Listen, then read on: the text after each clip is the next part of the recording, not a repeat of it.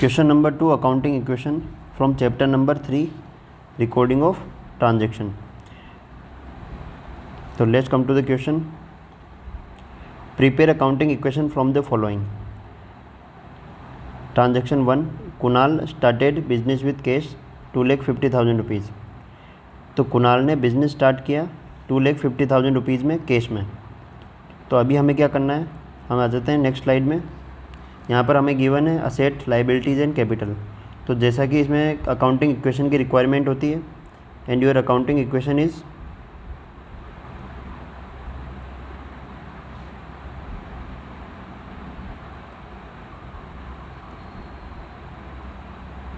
accounting equation is A equals to L plus C.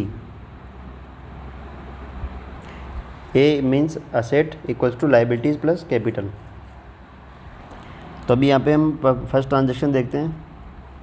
Kunal started business with cash 2,50,000 rupees. तो business start हुआ है हमारा cash से. तो जब भी हम बिज़नेस स्टार्ट करते हैं तो हम एक तो लिखते हैं पार्ट कैपिटल और एक लिखते हैं हम कैश में, बिकॉज स्टार्टेड विथ कैश लिखा हुआ है. तो ये जाएगा असेट के कैश पार्ट में और एक जाएगा कैपिटल में. तो हो गया दोनों पार्ट. अभी हम देखते हैं इसमें क्या करना है हमें. तो असेट में लिखेंगे cash with 2 lakh rupees. Liabilities कुछ भी नहीं है अभी, तो यहाँ पे नील हो जाएगी, 0. और कैपिटल में हम लिख देंगे 2,50,000 गिवन है, सॉरी. तो यहाँ लिख दें 2,50,000 रुपीज़ बोथ द साइड. तो इट मीन्स दोनों साइड में हमारा इक्वल हो गया. तो अकाउंटिंग इक्वेशन जैसा कहती है कि A equals to L plus C. तो यहाँ पे मैच कर लेंगे. तो 2,50,000 in left hand side and 2,50,000 rupees in right hand side plus. Next transaction, he purchase furniture for cash. He purchase furniture for cash ₹35,000. तो उसने कैश में furniture purchase किया है. तो एक साइड तो हो गया फर्नीचर, गुड्स का नेम गिवन है, और एक साइड हो गया हमारा कैश. तो अभी हमें क्या देखना है कि डबल इफेक्ट होना चाहिए. तो यहाँ पे डबल इफेक्ट होगा. कैश हमारा हो जाएगा डिक्रीज बाई 35,000 और फर्नीचर हमारा इंक्रीज़ हो जाएगा विद 35,000. सिंपल सा ट्रांजेक्शन है और कैश में है, लिखा हुआ है डायरेक्टली. तो यहाँ पे हम मेंशन कर देते हैं कैश के साथ में फर्नीचर को, और एक देख लेते हैं हम स्टॉक के लिए. तो इस तरह से जो हमारी सब स्लाइड होगी असेट में और लाइबिलिटीज़ में, हम उसको हम क्रिएट कर सकते हैं अकॉर्डिंग टू क्वेश्चन के अनुसार हम इसको चेंज कर लेंगे. तो अभी हमारा फर्नीचर जो है वो इंक्रीज़ हो जाएगा 35,000 रुपीज़ के लिए यहाँ पे, और लाइबिलिटीज़ हमारी 0, और जो हमारा कैश है वो डिक्रीज़ हो जाएगा. तो कैश हो जाएगा माइनस फ्रॉम 2,50,000 रुपीज़. तो अल्टीमेटली कैश अमाउंट इज़ 2,50,000. 35,000 हो जाएगा हमारा फर्नीचर, और टोटल जो लाइबिलिटीज़ है 0 रहेगा, और जो कैपिटल है हमारा वो हो जाएगा 2,50,000. तो अगेन हम जब चेक करेंगे तो 215 प्लस 35 इक्वल्स टू 2,50,000 रुपीज़. तो ये भी हमारा एक्यूरेट हो गया. नाउ ट्रांजेक्शन नंबर 3, ही पेड कमीशन 2,000 रुपीज़. अभी यहाँ लिखा ही पेड कमीशन. तो यहाँ पर फॉर कैश नहीं लिखा है, फिर भी क्या होगा, इसने पे कर दिया. पे किया means it is already paid. तो यहाँ हम मानेंगे इसको कैश में पे किया है 2,000 रुपीज़ में. अगर यहाँ लिखा होता कि he paid commission by cheque, then हम यूज़ करते बैंक को, जो कि है असेट का पार्ट. और अभी भी इसमें कुछ नहीं लिखा, it means it is by cash. ऐसा हम एज्यूम कर सकते हैं, एजम्पशन हम ले सकते हैं अकाउंटिंग में. तो ये हो जाएगा हमारा असेट का कैश पार्ट. तो हम यहाँ जाते हैं क्वेश्चन में. तो 2,000 रुपीज़ का हमने कमीशन पे किया है. तो हम कुछ भी जब पेमेंट करते हैं कैश में, तो हमारा कैश डिक्रीज़ हो जाएगा. तो decrease in cash in asset side it will be 2,13,000 rupees. और यहाँ पे 0 सेम ही रह जाएगा, जो हमारा फर्नीचर है वो 35,000 ही रह जाएगा. और लाइबिलिटीज़ हमारी 0 हो जाएगी, और 2,50,000 रुपीज़ जो कैपिटल है उसमें से हम 2,000 रुपीज़ डिक्रीज़ कर देंगे, बिकॉज 2,000 रुपीज़ हमारा पे हो चुका है. तो अभी ये बचा ultimately 2,48,000 rupees in credit side.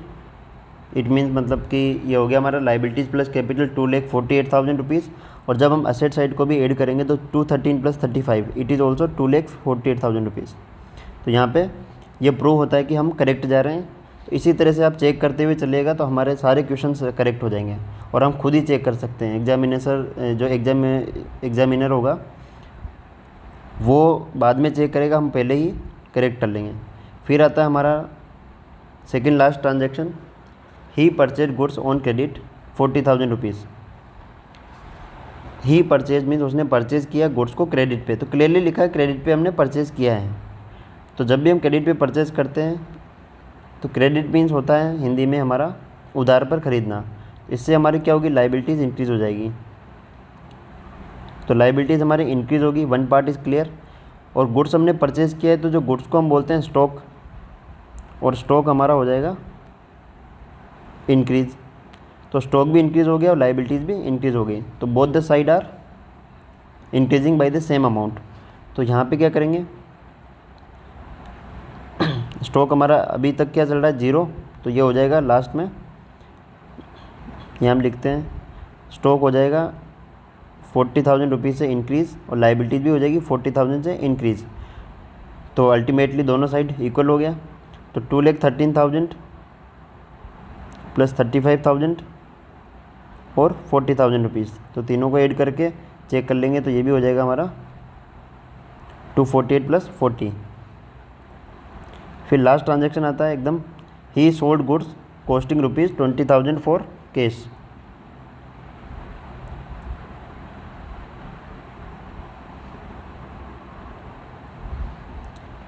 तो इसने 20,000 रुपीज़ के गुड्स को 26,000 में सेल कर दिया है। तो क्या होगा यहाँ पे हम चेक करते हैं।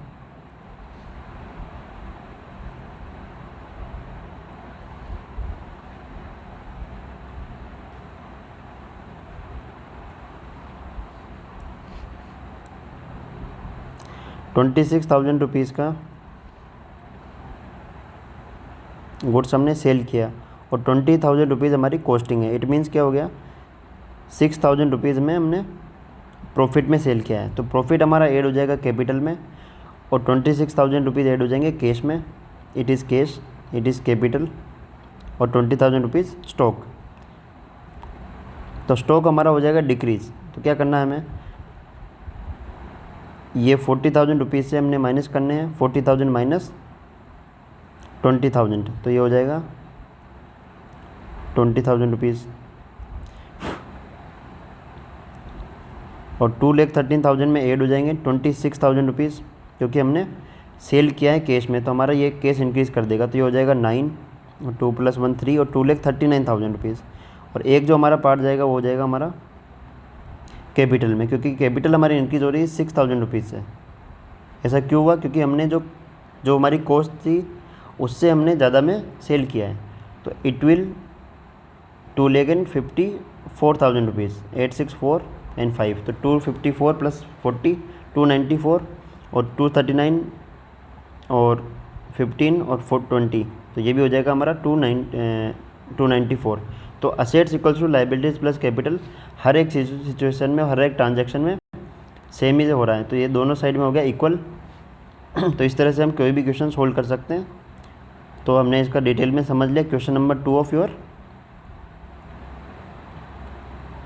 Accounting question and it is from recording of transaction.